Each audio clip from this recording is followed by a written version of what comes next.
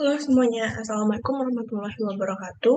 Pada kesempatan kali ini saya akan menjelaskan tentang alur pembebanan dan prinsip konstruksi. Perkenalkan, nama saya sendiri Jessica Tan, dan ini merupakan mata kuliah teknologi bangunan sederhana kelas C. Nah, yang pertama itu sistem struktur. Apa itu sistem struktur? Sistem struktur itu adalah sistem alur pembebanan dalam sebuah bangunan sederhana. Nah, sedangkan prinsip konstruksi itu adalah konstruksi yang dimulai dari pondasi, kolom, slof, dinding, ring balok, struktur atap, sampai ke penutup atapnya sendiri. Perbedaan antara sistem struktur dan prinsip konstruksi yaitu kalau sistem struktur itu dari atas ke bawah, kalau konstruksi seperti yang saya sebutkan tadi dari bawah ke atas. Maksudnya itu dari bawah dari pondasi, kolom, slof, dinding, sampai ke penutup atap. Sedangkan kalau sistem struktur itu dari atap, penutup atap, struktur atap, primbalok, dinding, sampai ke pondasi. Selanjutnya, elemen konstruksi bangunan tingkat rendah yang ada beban mati atau tetap. Ada beban bergerak atau hidup dan lateral. Kalau beban mati atau tetap itu merupakan beban sendiri, tidak bisa bertambah atau berkurang. Contohnya seperti dinding, tiang, balok, atap, dan lain-lain. Kalau beban bergerak atau hidup ini tidak tetap. Maksudnya tidak tetap itu dapat berpindah-pindah seperti manusia atau furnitur yang bisa berpindah-pindah. Lateral atau tidak tetap ditimbulkan oleh pengaruh luar, contohnya seperti angin, cuaca, iklim, salju, dan lain-lain. Ini contoh gambar ilustrasi dari salju, ini beban lateral, terus ada angin dari sebelah kiri, itu beban lateral juga. Nah, beban hidupnya itu seperti furnitur dan manusia. Beban matinya sendiri itulah beban mati tadi itulah yang dinding atau tiang yang diarahkan di sebelah kanan ini. Next, ada struktur dan konstruksi. Struktur itu adalah sistem yang menyebabkan berdirinya sebuah bangunan, sedangkan konstruksi subsistem yang menunjang struktur.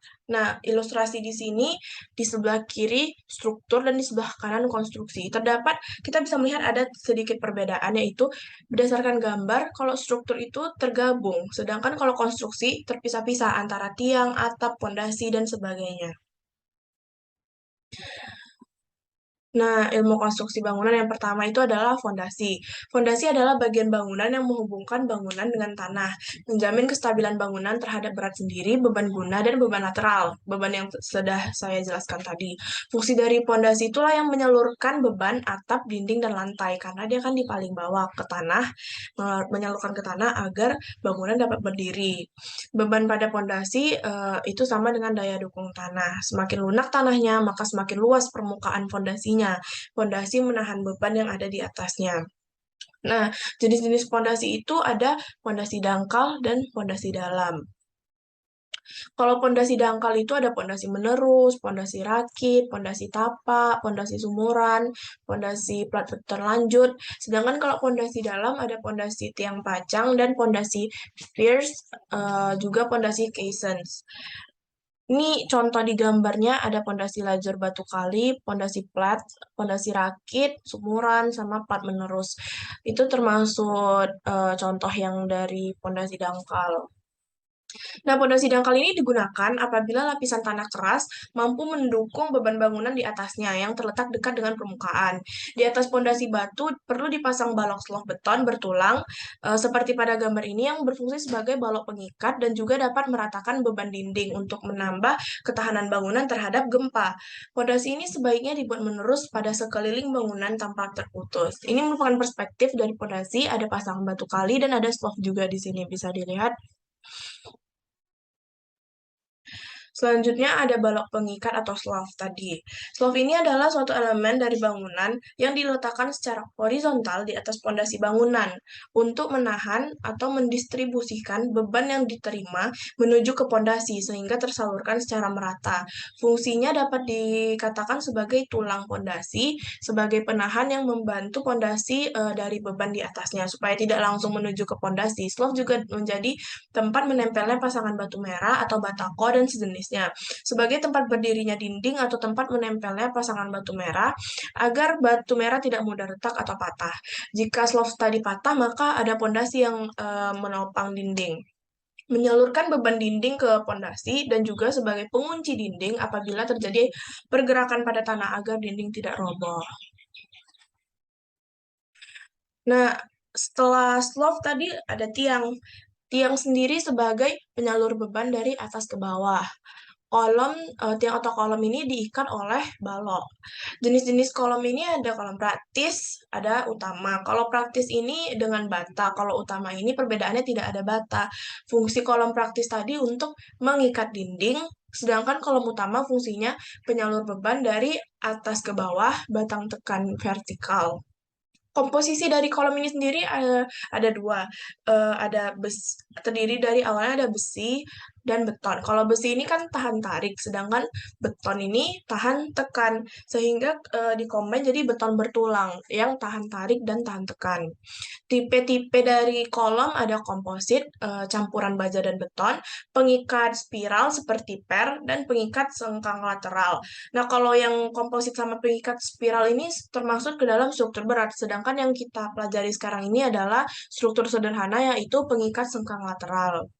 Di sini bisa dilihat gambarnya ada kolom yang spiral, kolom komposit, dan kolom pengikat. Nah, ini pada gambarnya inilah yang disebut dengan kolom praktis. Kalau balok praktis itu yang berada di atas yang jendela ini, seperti di gambar.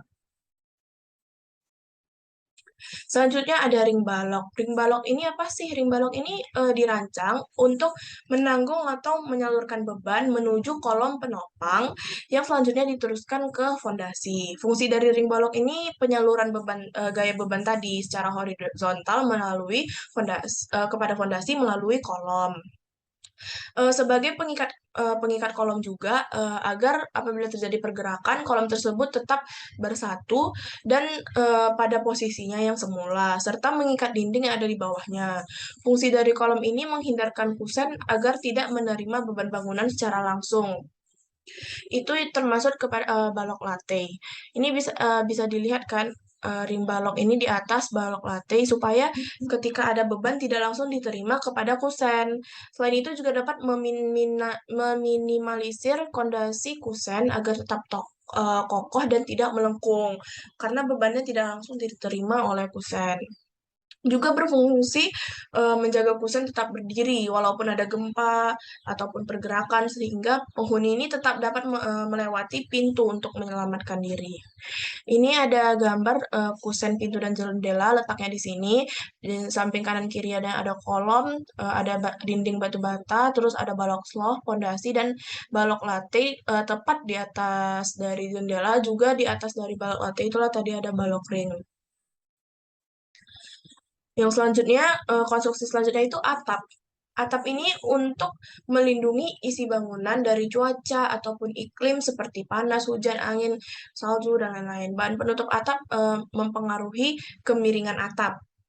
Maksudnya apa mempengaruhi kemiringan atap? Misalnya kita kita pilih tiga bahan, ada genteng, seng, dan sirap. Maka yang lebih curam sudutnya yaitu sirap. Yang pertama sirap kan yang paling curam. Terus yang kedua ada genteng. Genteng juga curam karena lebih banyak sambungannya. Kalau sirap ini lebih banyak lagi sambungannya daripada genteng. Jadi air hujan itu eh, lebih banyak ditampung sehingga rawan bocor. Maka sudut atapnya dibuat lebih curam agar air hujan itu mudah turun ke bawah. Sedangkan kalau seng itu kan lebih cepat jatuhnya air hujan, maka dibuat sudutnya landai agar tidak tidak terlalu curam.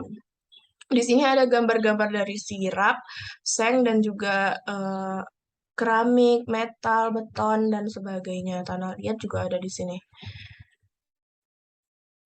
Bagian rangka atap ini ada kuda-kuda.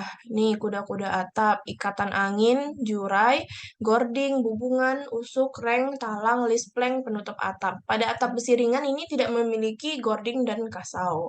Ini gambar konfigurasi standar rangka atap, bisa dilihat di sini. Nextnya ini yang pertama ada kuda-kuda. Kuda-kuda ini susunan batang yang berfungsi untuk mendukung beban atap, termasuk juga beratnya sendiri, dan sekaligus dapat memberikan bentuk pada atapnya. Nah, kuda-kuda yang bentuknya seperti segitiga ini merupakan penyangga utama pada struktur atap. Umumnya kuda-kuda ini terbuat dari kayu, bambu, baja, bisa juga dari beton bertulang. Fungsinya menerima beban dari atas, dari air hujan, dari angin, genteng, reng usuk, dan lispleng plafon beban dari kuda-kuda itu sendiri. Next ada ikatan angin. Nah, ini bisa kita lihat kuda-kudanya di sini. Ikatan anginnya berada di yang tidak diputihkan, merupakan balok yang digunakan agar kuda-kuda itu tetap tegak dan sejajar. Balok tersebut dipasang dengan kondisi miring dan dari tiang tengah kuda-kuda atau makelar. Di atas tiang tengah kuda-kuda yang lain pada bagian bawah ada dua balok ikatan angin. Dari satu kuda-kuda dengan kuda-kuda yang lain dipasang berlawanan. Ikatan angin berfungsi sebagai penghubung antar kuda-kuda yang satu dengan yang lain. Ini kan ada tiga kuda-kuda di sini, jadi bisa dilihat dia dipasang berlawanan arah, terus menghubungkan dari kuda-kuda yang satu ke kuda-kuda yang lain. Selanjutnya ada gording. Apa sih itu gording? Gording itu berada di atas kuda-kuda. Gording ini biasanya tegak lurus dengan arah kuda-kuda. Misalnya kuda-kuda lurus. Gording kayu ini memiliki dimensi panjang maksimal 4 meter, tinggi 12 cm, dan lebarnya 8 cm, bisa juga sampai 10 cm. Jarak antar gording itu dari 1,5 hingga 2,5 meter. Ini, gording berfungsi sebagai tempat bertumpunya kasau atau usuk. Gording dibutuhkan apabila jarak antara nok dengan murpad lebih dari 1,75. Jarak antar gording maksimal 1,75. Dimensi gording seperti tadi yang udah disebutkan. Nah, ini dia yang di bold, ini adalah gording. Next, ada jurai. Jurai itu ada dua macam, ada jurai luar dan jurai dalam. Jurai dalam itu yang berada di dalam, ini bisa kita lihat contohnya di gambaran itu jurai luar yang ada di luar, kalau yang di dalam yang ada di terletak di dalam antara persimpangan atap.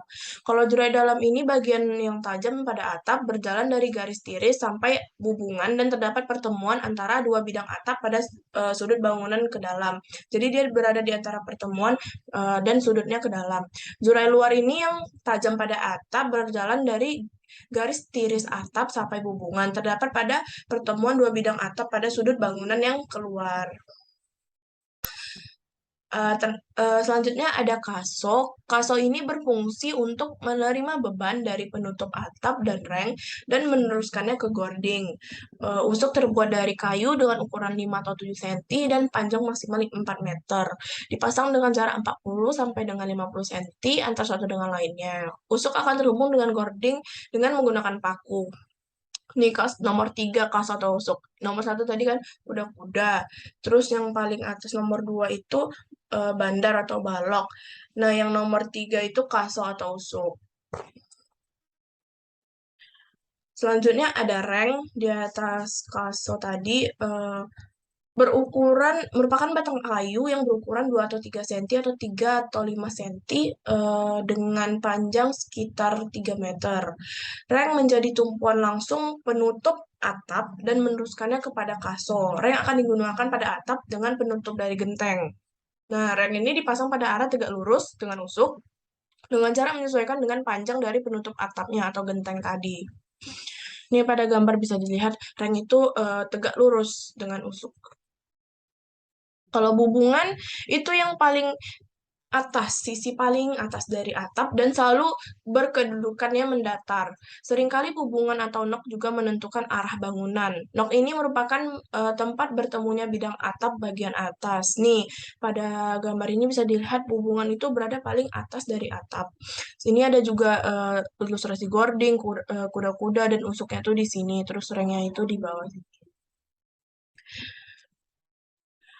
Selanjutnya ada saluran air, disebut juga dengan talang. Untuk mengarahkan air, misalnya ada air hujan, agar jatuh ke tanah dan tidak ditahan oleh atap, supaya tidak bocor dan merembes ke dalam rumah. Fungsi dari air ini, eh, fungsi utamanya untuk mengalirkan dari atap ke tempat yang telah direncanakan. Bisa ke tanah atau ke mana. Bisa berupa tanah vertikal, saluran air hujan, bak penampungan, ataupun juga bisa sumur resapan. Tujuan utama talang ini mencegah air hujan tidak turun pada tempatnya atau merembes kemana-mana. Selanjutnya ada list plank. List plank ini dari segi konstruksi menciptakan bentukan kokoh tidak berubah dari susunan kasau. Pada pemasangan rangka penahan atap, batang kasau hanya ditahan oleh paku dan ada kemungkinan posisinya bergeser. Disinilah list plank berfungsi untuk mengunci susunan kasau agar tetap berada pada tempatnya. Nih bisa dilihat list plank ini mengunci dari susunan kasau. Nih ada gambarnya di bawah ini ada list plank. Terus dari segi estetika ini berfungsi menutup kasau yang berjajar di bawah susunan genteng bahan bentuk atap lain. Maka tampilan atap pada bagian tepi akan terlihat rapi oleh keadaan list plank tadi. Karena tadi kan susunan dari eh, kasau yang berjajar itu agak agak kurang estetika. Maka list plank ini membuat bagian tepinya membuat terlihat rapi. Selanjutnya ada dinding lantai dan overstack. Kalau dinding ini pembatas ruang, melindungi isi bangunan sebagai penahan beban atap atau dinding konstruksi.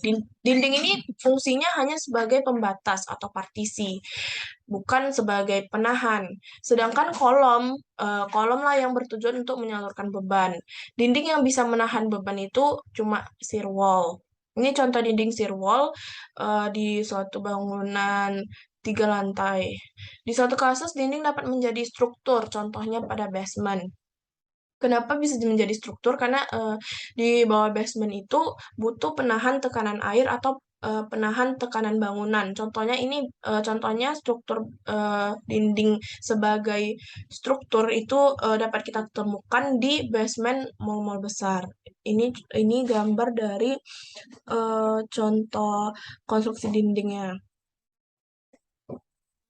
Next ada lantai penopang struktur bangunan secara keseluruhan karena lantai permukaan fondasi pada sebuah bangunan menjadi fondasi dalam ruangan pada bagian dalam bangunan. Kalau overstack itu melindungi dinding dari cuaca dan juga melindungi kusen-kusen pada jendela, pintu, dan lainnya. Nah, overstack itu misalnya ini dinding dilebihkan 1 meter dari dinding.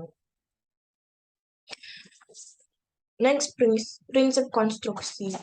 Bahan-bahan yang diperlukan dalam membangun rumah sederhana itu ada beton, mortal, batu pondasi, batu bata. Nah, kalau beton sendiri, campuran beton itu 1 semen, 2 pasir, 3 kerikil, dan 0,5 air. Kalau mortar campuran, volumenya perbandingannya 1 semen, 4 pasir bersih, dan air secukupnya. Kalau batu pondasi itu dari batu kali atau batu gunung yang keras dan memiliki banyak sudut agar ikatan dengan mortar menjadi kuat. Batu bata ini harus memenuhi syarat bagian tepinya lurus dan tajam, tidak banyak retakan, tidak mudah patah, dan dimensinya tidak terlalu kecil, juga harus berseragam. Selain itu, batu bata yang baik akan bersuara lebih denting ketika dipukulkan satu sama lain. Kayu yang digunakan harus berkualitas baik dengan ciri-ciri keras, kering, berwarna gelap, tidak ada retak, dan lurus. Nah, prinsip konstruksi dari proses membangun dari bawah ke atas. Yang pertama kali yang harus dilakukan itu mengukur dan memasang bow plank. Bow plank itu merupakan acuan menentukan titik pada gambar, tapi secara real atau secara lapangan, sehingga akan diketahui di mana letak dinding, berapa yang mau digali fondasinya, berapa lebar bow plank. Nah, lebar bow plank ini sendiri tergantung dengan fondasi. Caranya itu dilakukan pengukuran terhadap area lahan yang akan dibangun hunian. Seperti pada di gambar, bopleng merupakan papan lurus dan datar yang dipasang pada keliling atau sudut lahan yang menurut rencana akan didirikan bangunan. Bopleng ini dipasang agak jauh dari bangunan yang didirikan. Yang kedua, galian tanah pondasi bangunan. Selanjutnya kita membuat lubang di bawah tanah membentuk pola tertentu untuk keperluan fondasi. Galian tanah itu harus sesuai dengan perencanaan dan harus mencapai lapisan tanah yang keras. Untuk mengetahui daya dukung tanah dapat dilakukan sondir test.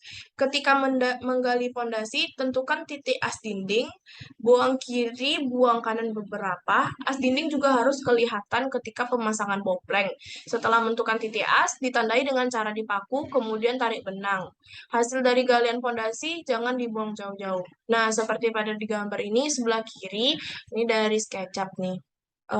Terlihat di sini ilustrasi dari galian fondasi bangunan, dan sebelah kanan ini di real life. Kita lihat galian dari fondasi ini nggak langsung dibuang jauh-jauh, cuma diletakkan di samping kiri atau di kanannya. Next ada urukan pasir, uruk dipadatkan. Tebal urukan ini 3 sampai 10 cm tergantung dari kondisi tanah. Biasa disebut dengan proses menimbun tanah sebelum dipasang fondasi atau beton rapat di bawah lantai. Urukan ini digunakan untuk meratakan beban supaya tanahnya rata. Kemudian pemasangan profil fondasi di fondasi sebagai penghubung bangunan dengan tanah agar bangunan berdiri dengan stabil terhadap beban. Fondasi berfungsi untuk menyalurkan beban bangunan dari atas ke tanah yang keras. Nah, setelah uruk tadi udah dibuat, barulah pemasangan profil fondasi ini seperti di gambar ini. Ini profil pemasangan fondasi batu kali. Selanjutnya ada unstamping atau pondasi batu kosong. Batu kosong ini disusun di bawah pondasi batu belah. Biasanya unstamping ini tingginya 20 cm. Terus kalau panjangnya mengikuti fondasi. Unstamping ini bagian dari fondasi menerus atau batu belah. Fondasi batu kosong ini disusun merata di atas galian tanah yang telah ditimpa dengan urukan pasir. Kan udah rata, terus ditimpa dengan bebatuan. Next, pasangan fondasi batu belah. Batu split atau batu belah ini digunakan dari sebuah fondasi karena dia tidak mudah mengalami perubahan bentuk dan kualitasnya tetap terjaga walaupun dia di dalam tanah. Ini seperti di gambar, digunakan sebagai material konstruksi dari fondasi dia. Terus selanjutnya kita juga bisa langsung melakukan galian tanah untuk septic tank. Galian tanah untuk septic tank ini idealnya dibangun dengan kedalaman 1,5 meter. Biasanya orang membangun septic tank itu di depan rumah agar lebih mudah untuk proses kalau misalnya ada dibutuhkan proses penyedotan septic tank agar selang tadi tidak langsung masuk ke, kalau di belakang kan selangnya harus masuk ke dalam rumah. Next, sumur rembesan atau resapan fungsinya sebagai tempat penampungan air yang datang dari atas tanah. Ini contoh dari sumur resapan air hujan. Buat lubang sumur diameternya 80-100 cm, kedalamannya biasanya 1,5 meter. Diperhatikan kedalaman ini tidak mencapai atau melebihi permukaan air tanah. Perkuat dinding sumur menggunakan buis beton dan pasang bata kosong tanpa plesteran atau pasangan batu kosong. Ini yang pertama ada iju, ada pasir, baru dipasanglah pecahan batu kosong. Ini penutup sumur, ada bak kontrol, dan pipa penghubung, serta ada pipa keparit. Nah, ini contoh gambaran dari SketchUp-nya. Selanjutnya kita bisa memasang instalasi air kotor pipa PVC 4 dan 3. Kalau diameter 4 dan 3, PVC-nya diameternya 4 dan 3. Kalau untuk pipa air kotor manusia diameternya 4. Sudut kemiringannya 2-3% agar kotoran itu bisa turun dengan maksimal. Kalau kurang dari 2%, kotorannya bisa lambat turun. Namun, kalau lebih dari 3%, airnya turun lebih dulu dan tinjanya jadi terhambat mengalir. Maka harus stabil antara 2-3%. Pipa air kotor yang menyalurkan bekas cucian, dapur dan kamar mandi diameternya 3 inci, kemiringannya 1-2%. Kalau air hujan, kemiringannya 0,5% sampai 1%. Pipanya berdiameter 2-3 inci. Saluran ini merupakan saluran yang membawa limbah seperti air dari wastafel, bak cuci, floor drain, WC, saluran air hujan seperti yang sudah dijelaskan tadi tentang berapa inci yang dibutuhkan dan juga kemiringannya. untuk membuang air ini dari janitor menuju pada tempat penampungan. Untuk instalasi ini, air kotor dibuang melalui septic tank, lalu dialirkan kembali dalam rembesan ke tanah. Lalu instalasi air bersih dari pump juga dipasang. Terus ditimbunlah tanahnya kembali. Galian dari tanah itu ditimbun setelah semua sambungan pipa air kotor dan bersih selesai, serta pemasangan pondasi. Itulah kenapa galian tanah yang saya bilang sebelumnya tidak boleh dibuang jauh-jauh, agar mempermudah saat penimbunan tanah kembali. Tadi kan dikonstruksi pas digali tanahnya, eh, tukangnya itu naruh tanahnya itu di sebelah kiri atau enggak di sebelah kanan mereka yang paling dekat. Lalu urukan pasirnya dipadatkan pada bagian septic tank. Lalu dicorlah beban lantai kerja tadi. Perbandingannya itu satu semen, dua pasir, dan tiga koral. Lalu dibuat pembersihan atau penulangan slough pada septic tank. Oh ya, ini gambar dari slough. Perbedaannya nih. Lalu pembersihan atau penulangan kolom dan juga dimulai pengecoran beban lantai kerja. Nah, kolom ini sendiri terdiri dari ada behel atau besi pengikatnya, itu biasanya ada overlapnya. Nah, terus dari kolom utama dan juga ada jarak antara tiap dari besi behelnya itu memiliki jarak 20 cm, sedangkan behelnya sendiri itu panjangnya itu 15. Terus pengecoran beban lantai kerja, dan kemudian dipasang dinding batu merah. Ada pengecoran beton beton kolom juga, perbandingannya satu semen, dua pasir, dan tiga koral. Nah, kemudian di plester dan pemasangan acian dinding. Kalau plesteran itu campuran semen pasir, satu semen, empat pasir. Terus dimulai pasang bekis tin plat untuk cetakan yang dibuat pada pengecoran untuk membuat konstruksi. Bekis tin ini dipasang untuk pencetakan kolom, balok maupun plat. Nah, kemudian dilanjutkan dengan penulangan balok atau pembesian, lalu juga pembesian penulangan plat beton. Ini ilustrasi dari pembesian tadi. Lalu pemasangan pipa ventilasi udara seperti pada gambar, lalu pengecoran plat beton septic tank. Kemudian dipasang lagi besi stek kolom di setiap kolom-kolomnya itu bisa kita lihat yang dilingkari itu dipasang besi stek.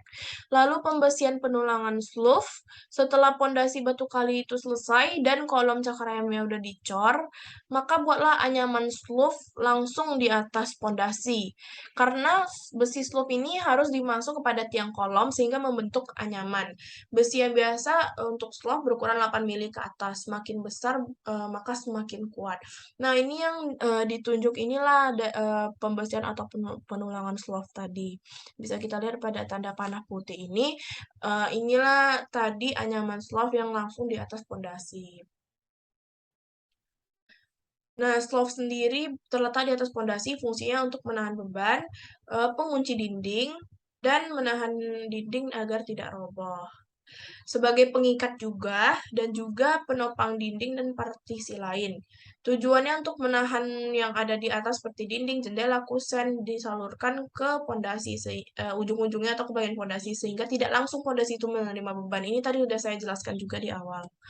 Selanjutnya, bekisting slough. Setelah anyaman slough tadi dibuat, buatlah papan bekisting untuk slough-nya. Caranya, ambil dua bawah papan bekisting dan satukan dengan kayu kaso.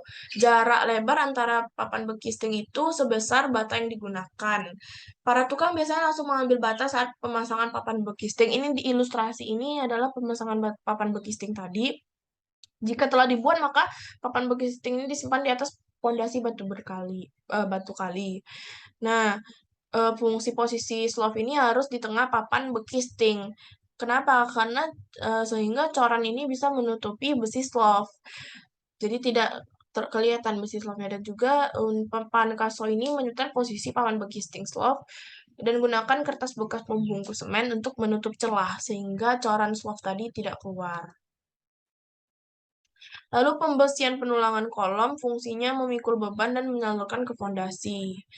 Nah, pada tahap ini tulangan harus dibengkokkan ke arah fondasi balok sepanjang 40 D. Ini disebut dengan overlap tadi. Diameter minimum, minimum tulangan utama itu berkisar 12 mili tergantung dari besar dari kolom sendiri. Kalau lebar dinding yang udah saya bilang tadi 15 cm. Kolom ini terdiri dari dua bagian, kolom utama dan kolom begel atau sengkang. Ini yang udah saya jelaskan tadi, jarak jarak sengkang tumpuan lebih rapat daripada sengkang daerah tengah bentang, jarak kurang dari 15 cm untuk balok. Tapi untuk kolom jarak sengkangnya sama 15 cm. Ini dia ada tulangan kolom, ada begel, dan besi tulangan pondasi. Bentuknya seperti ini. Nah, ujung sengkang ini bisa kita lihat ditekuk dengan panjangnya 6D. 6D untuk mencegah terlepasnya sengkang. Jadi dia ditekuk gini supaya tidak mudah lepas atau pecahnya struktur beton ketika ada goncangan gempa ataupun eh, goyangan seperti itu. Ini ada tulangan utama dan spasi serta tingginya bisa dilihat di sini. Begelnya. Terus pemasangan pipa talang air hujan, lalu pengecoran beton slove, membuat coran takarannya eh, untuk semen satu semen, dua split, dan tiga pasir. Airnya secukupnya. Biasanya cukup encer dengan maksud beton yang encer ini mengisi ruang-ruang slope sehingga hasilnya itu lebih smooth. Lalu tanah itu ditimbun untuk perataan lantai.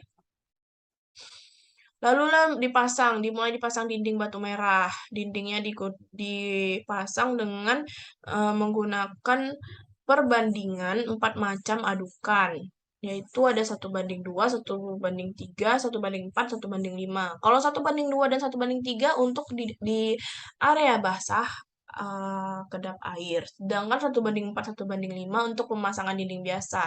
Nah, 1:2, 1:3 di area basah ini disebut juga dengan trastram. Lalu pemasangan bekisting kolom. Ini untuk bentuk rancangan bangunan terdapat pada fondasi. Selain itu, terdapat pembuatan tiang bangunan secara sederhana diibaratkan sebagai cetakan beton di mana campuran adukan dituangkan ke dalamnya dengan bentuk dan ukuran tertentu. Ini bisa kita lihat pada gambar eh, fungsinya untuk fungsinya untuk cetakan beton pada pembuatan pilar atau tiang ukuran serta bentuk sesuai dengan kebutuhan. Fungsinya juga untuk pijakan sementara proses bangunan. Nah, ini pada gambar konstruksi bangunan aslinya. Lalu selanjutnya itu contoh bekisting kolom serta peletakannya di setiap titik. Nih, bisa dilihat nih. Lalu pengecoran beton kolom. Proses pengecoran ini termasuk struktur utama untuk meneruskan berat beban seperti beban hidup dan beban hembusan angin. Kolom ini fungsinya sangat penting supaya tidak roboh bangunannya. Dan pembuatannya ini juga prosesnya adalah pengecoran. Pekerjaan pengecoran ini menuangkan beton segar ke area bekisting yang telah berikan tulangan. Nah, nih pada gambarnya nih jangkar, ada kaso pengikat, ada bekisting, dan ada kaso juga. Nah, pengecoran dilakukan sekaligus dan tidak bertahap. Agar hasil coran beton padat perlu dirojok dengan batang besi 12 mili dan bekisting dikotak-kotak memakai palu kayu. Kolom ditunjang secukupnya di 4 sisi agar tetap tegap dan lurus selama dicor. Nih ada penahan kolom dari 4 sisi supaya dia pas dicor itu tidak jatuh, tidak agar tetap lurus pas dicor karena ada penahan 4 sisinya. Kaso 4 atau 6 cm sebagai penunjang dari bekisting tadi. Nah, setelah itu setelah selesai seperti yang udah dibilang tadi dilakukan pelaksanaannya tuh serentak untuk semua kolom pada ketinggian tertentu sehingga akan mempercepat waktu di mana pengecoran dimulai dari kolom satu dan dilanjutkan ke kolom berikutnya. Nih, seperti gambar udah dari kolom satu, kolom 2, kolom 3 dan berikutnya. Lalu selanjutnya pemasangan bekisting plat beton depan belakang. Nih, di depan dan di belakangnya. Lalu juga pembersihan atau penulangan balok, mulai dari depan dan belakangnya. Nah, balok ini berfungsi untuk menahan beban vertikal dari berat sendiri. Dan beban-beban lain seperti beban plat, beban dinding. Lalu pembersihan penulangan plat beton di depan dan di belakang, langsunglah dicor plat topi beton di bagian depan dan di belakangnya. Selanjutnya pemasangan dinding bata merah itu dilanjutkan dan pasangan bekisting kolom tadi lanjutkan. Lalu pengecoran betonnya lanjutan dan pasangan bekisting plat dak beton. Nih ilustrasinya lengkap. Selanjutnya ada pembersihan atau penulangan ring balok. Nah, ring balok ini struktur yang teratas, struktur bangunan berbentuk balok yang teratas pada dinding. Fungsinya itu untuk meratakan pengikat struktur tembok, meratakan beban juga dari struktur di atasnya. Ring ini berada pada atas dinding batu bata rumah. Beda dengan slope, ini gunanya untuk tumpuan kuda-kuda dan pengikat pasangan dinding, seperti yang sudah saya bilang tadi. Dan ini dikerjakan setelah dinding. Peletakan ini harus tepat fungsinya karena sebagai tumpuan atap. Jika kalau salah nanti kan konstruksi atapnya yang susah. Nah, ini juga bisa membuat bangunan tidak kokoh. Pada bangunan ini ring balok itu biasanya digunakan lebar 15, tinggi 20 cm. Tulangan utamanya 12 mili. Lalu pembisian dak beton dan pemasangan bekisting ring balok. Selanjutnya pembersihan kolom sopi-sopi dan pengecoran plak dak beton. Pemasangan dinding sopi-sopi adalah dinding di luar di bawah naungan atap rumah. Nah, ini bekisting kolom sopi-sopinya seperti ini. Selanjutnya pengecoran kolom sopi-sopi dan pasangan bata tanggul dak beton. Lalu pembongkaran bekisting. Bekistingnya semuanya dibongkar. Terus pemasangan kuda-kuda baja ringan. Konstruksi kuda-kuda baja ringan ini memiliki peran sebagai penopang beban atap sekaligus memberikan bentuk pada atap rumah. Atap merupakan salah satu bagian dari bangunan yang paling penting sehingga berfungsi untuk melindungi yang ada di bawah rumah. Nah, ini pemasangan kuda-kuda baja ringan. Ini contoh atap menggunakan baja ringan. Selanjutnya kuda-kuda rank. Rank ini untuk peletak genteng atau penutup atap. Nah, ini langsung pemasangan penutup atap. Materialnya sesuai dengan yang diinginkan. Genteng, seng, sirap, dan sebagainya. Lalu pemasangan list plank GRC untuk meningkatkan nilai estetik atau walaupun telah tersusun rapi, tampilannya mengganggu jika dilihat dari bawah kan. Makanya dibutuhkan ini list plank GRC supaya tetap rapi. Yang sudah saya bilang tadi, list plank ini supaya ada estetikanya rapi dan membuat atap lebih kokoh. Fungsinya lebih ke arah konstruksi. Atap pasti dikuatkan oleh kaso. Pada pembangunannya kaso itu kan dikuatkan dengan paku tanpa ada penguat lainnya. Kalau tidak ada tambahan bahan seperti list plank GRC ini, bahan finishing lainnya, kaso ini bisa bergeser posisinya karena tidak kuat menahan beban. Kan tadi penahannya itu eh, atap itu cuma kaso yang ditahan dengan paku. Maka hal berbeda akan terjadi ketika list plank ini dipakai, kasonya terkunci rapat dan bergesernya kemungkinannya sangat kecil. Lalu hubungan pada atap, no atau hubungan ini struktur yang mengikat satu kuda-kuda dengan yang lainnya. Biasanya posisinya disesuaikan dengan panjang atap yang dibangun. Lalu rolak bata untuk mengukur kedataran dan ketegakan dengan menggunakan water post membuat fondasi sederhana untuk menyalurkan beban. Perbandingannya 1:4 dengan air secukupnya. Terus plesteran dan acian dinding untuk menutup dinding pasangan bata yang membuat agar lebih smooth atau halus. Juga menutup pori-pori dinding yang baru saja terplester agar lebih halus lagi. Ini merupakan langkah awal yang digunakan sebelum akhirnya diberikan finishing terakhir pada cat dinding. Ini sebelum diplester, sebelum diaci nih, sebelumnya seperti ini. Lalu setelahnya kan jadi lebih smooth, lalulah dimulai pasangan rangka plafon dan instalasi listrik. Plafon ini pada gambar dan juga instalasi listrik dipasang untuk menyalurkan tenaga listrik ke alat-alat listrik seperti lampu, alat pemanas, setrika, dispenser, rice cooker, dan lain-lain. Kayak stop kontak gitulah. Box MCB ini tadi ada inbow dan outbow. Kalau inbow menyatu ke dalam dinding, kalau outbow di permukaan dinding. Ini ukurannya pun bervariasi. Mulai dari box ukuran 2 sampai 4 unit untuk kebutuhan 2 sampai 4 dibagi menjadi dua bagian, dalam dan luar. Dalam itu permanen yang seperti yang bilang di dalam dinding, kalau luar di cover saja. Pada model inbow ini bagian dalam box MCB-nya terpasang di dalam dinding, kalau outbow permukaan dinding. Fungsinya sebagai rumah dari unit MCB dapat diumpamakan sebagai tempat awal atau pintu di mana jalur distribusi listrik ke dalam rumah ditemukan. Lalu instalasi ada dua, terbuka dan tertutup. Kalau terbuka di luar tembok dilihatkan, kelebihannya mudah diperiksa ketika ada kerusakan listrik, tapi kurang rapi karena banyak kabel yang terekspos di pinggir dinding plafon. Kalau tertutup, disembunyikan di dalam dinding plafon atau partisi. Sebelumnya seluruh kabel ini dimasukkan dulu ke dalam pipa berukuran 0,5 inci. Oleh karena itu, menggunakan instalasi tertutup, prosesnya harus dilakukan bersamaan dengan pembangunan dinding atau sebelum pemasangan plester tadi dan pemasangan plafon. Lalu pemasangan plafon, setelah udah rangka plafon langsung dipasang plafonnya. Fungsinya untuk menahan kotoran yang jatuh dari atap melalui celah-celah genteng sehingga rumah tidak cepat kotor. Lalu urukan pasir juga dipadatkan. Ini dilakukan untuk memadatkan lantai sebelum kalau misalnya nanti mau masang keramik. Lalu dipasanglah keramiknya, ditempel dan ditekan menggunakan papan atau palu kayu untuk mengutuk keramik dengan perlahan. Udah terus tiap satu baris ditempel, pastikan ketinggiannya sama untuk menutup lantai.